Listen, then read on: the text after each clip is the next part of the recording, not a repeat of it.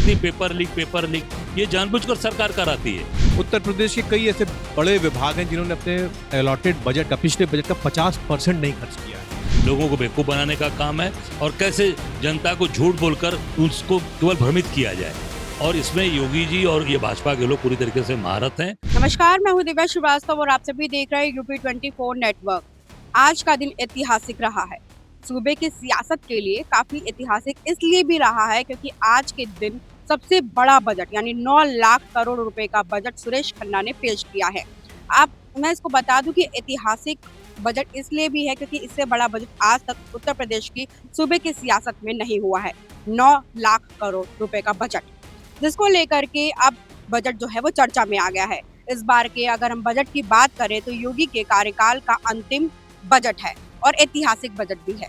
अंतिम मैं इसलिए कह रही हूँ क्योंकि 2027 का चुनाव आने वाला है और 27 के चुनाव में ये तो देखने वाली बात रहेगी कि जनता किसको मुख्यमंत्री के तौर पर देखती है, और इस कार्यकाल का अंतिम बजट इसलिए मैं कह रही हूँ। और रही बात इस बजट की, तो 9 लाख करोड़ का जो बजट है, इस बार युवाओं की नौकरी पर ध्यान दिया गया है। कहा जा रहा है कि 10 लाख युवाओं को रोजगार मिलेगा और साथ ही महिलाओं की सशक्तिकरण और महिला सशक्तिकरण पर भी काफी ज्यादा ध्यान दिया जा रहा है। मौजूद कांग्रेस कार्यालय में यहाँ पे प्रदेश अध्यक्ष अजय राय हैं, उनसे बात करेंगे कि उनका क्या कहना है।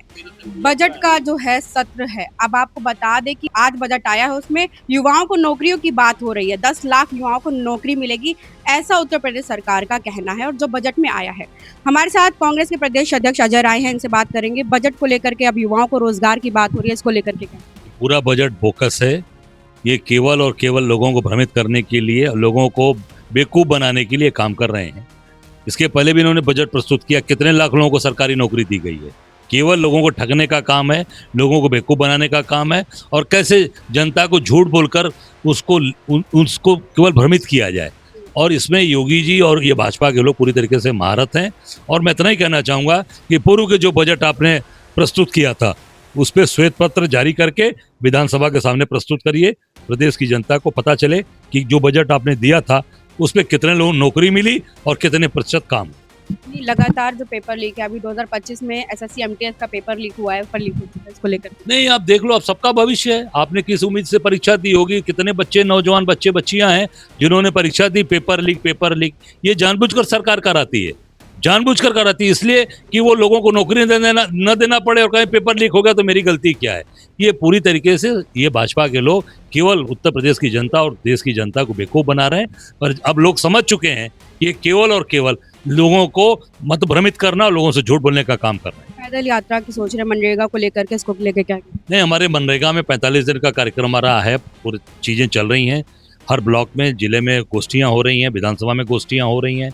लगभग 1600 गोष्ठियाँ, 1700 गोष्ठियाँ हो चुकी हैं, और आने वाले समय में हम 13 तारीख को पूरे प्रदेश में पदयात्रा करेंगे और 75 जिले में 15 किलोमीटर की यात्रा होगी, जिसमें मनरेगा मजदूर रहेगा, और उसमें जो उनको 11 महीने से उनकी मजदूरी नहीं मिली है, सारी बातें उठेंगी। हमारे साथ मनीष इंदु जी जुड़ चुके हैं। लगातार बजट को लेकर के चर्चा चल रही है। इस बार का बजट ऐतिहासिक बताया जा रहा है। कहा जा रहा है कि 9 लाख करोड़ का बजट लगाया गया है। योगी जी के कार्यकाल का अंतिम बजट है और ऐतिहासिक बजट बताया जा रहा है। इससे बड़ा बजट आज तक उत्तर प्रदेश में पेश नहीं हुआ, इसको लेकर के क्या? आपने अपनी बातों में सारी बात कह दी कि योगी जी का अंतिम बजट है। बात तो आपने कही दी है। 2017 से लेकर ये 26 आ गए, मुझे लगता है कोई ऐसा बजट इन्होंने पेश ही ना किया हो जो ऐतिहासिक ना रहा हो। हर बजट के पहले ऐतिहासिक, तो अब ये तय हो कि कितने सारे बजट ऐतिहासिक थे या यही वाला ऐतिहासिक है, ये तय हो जाए। दूसरी बात ये जो आप बजट की बात करती हैं कि साहब बहुत बड़ा बजट है, बहुत बड़ा बजट, हर बार आज़ादी से लेके आज तक जब भी अगला बजट आया है तो बढ़कर ही आया है। पहली बार उत्तर प्रदेश की एक बहुत खामी आपको बताता हूँ, इस पर स्टोरी कराइए। हर बार अप्रैल में जो बजट पेश होता है पुराना, उसका 25 से 30% पैसा सरेंडर किया जा रहा है। तो अगर 5 लाख करोड़ का बजट था और 30% पैसा सरेंडर कर दिया गया तो इफेक्टिव बजट कितने का हुआ? 3.5 लाख करोड़ का।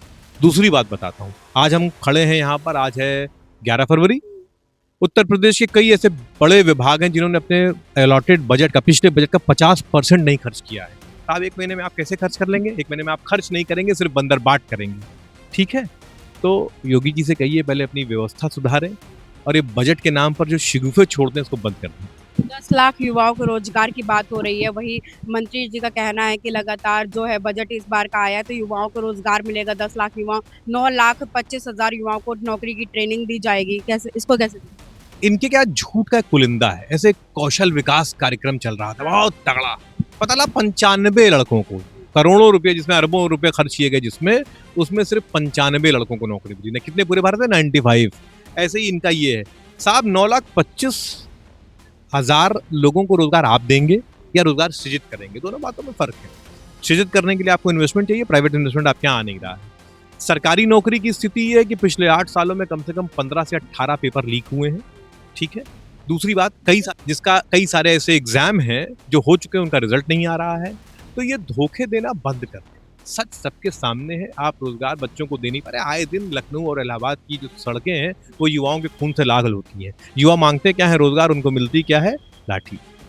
अच्छा, एक अंतिम सवाल रहेगा। जिस तरीके से आप देख रहे हैं 27 का चुनाव भी है, मनरेगा को लेकर के पैदल यात्रा कांग्रेस चलाने जा रही है, इसको लेकर मनरेगा ग्रामीण अर्थव्यवस्था की रीढ़ थी, उसने ग्रामीण अर्थव्यवस्था को खड़ा किया था, लोगों के हाथ में परचेजिंग पावर दी थी, और कोरोना ने इस बात को सिद्ध कर दिया था कि इससे अच्छी कोई योजना हो नहीं सकती दुनिया में। इस बात के दी एग्जाम्पल दी जा रही थी कि मनरेगा कैसी योजना है, आपने उसको बंद कर दिया। आपने गारंटी, मनरेगा एक गारंटी थी, मजदूर मांगता था हक से कि मुझे रोजगार दो, आपने उसको स्कीम में कन्वर्ट कर दिया। आप किसको धोखा दे रहे हैं कि 100 से 125 कर देंगे। दूसरी बात, पैसा केंद्र सरकार दे रही थी, आज की राज्य सरकारें तमाम कर्जों में डूबी हुई हैं, आपने उनका हिस्सा बढ़ा दिया।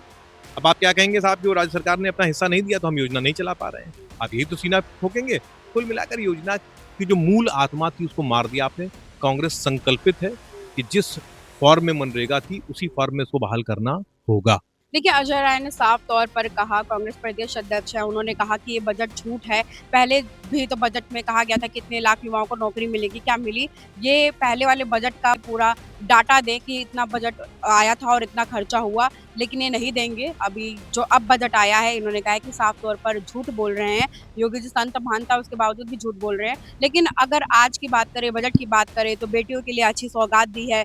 जो बेटियों की शादी में धनराशि दी जाती थी 50,000 से आज 1 लाख कर दी गई है कि अब वो 1 लाख रुपए की धनराशि दी जाएगी। युवाओं के लिए कहा गया है कि कौशल योजनाएं तैयार की जाएंगी, जिसमें 9,25,000 युवाओं को ट्रेनिंग दी जाएगी। और स्टार्टअप का शहर बन रहा है लखनऊ, उत्तर प्रदेश अब स्टार्टअप का राज्य बन रहा है। इस तरीके की तमाम बातें आज के बजट को लेकर के हुई, और लगातार जो अपडेट्स हैं मैं बजट को लेकर के दे रही हूँ। उत्तर प्रदेश का इस बार का बजट जो है वो सबसे बड़ा बजट और ऐतिहासिक बजट बताया जा रहा है। और लगातार अगर हम बात करें तो अब मनरेगा को लेकर के भी कहा गया कि जो कांग्रेस कार्यकर्ता हैं और जो कांग्रेस के तमाम लोग हैं वो मनरेगा को लेकर के पैदल यात्रा निकाल रहे हैं कि जो भी मनरेगा के तमाम जो कर्मचारी होंगे वो साथ में ही पैदल यात्रा करेंगे, ऐसा भी अजय राय ने कहा। और आने वाले समय में 2027 के चुनाव को लेकर के तैयारी तेजी से है। ये तो देखने वाली बात रहेगी 2027 में किसके हाथ लगेगी राजनीति की गद्दी।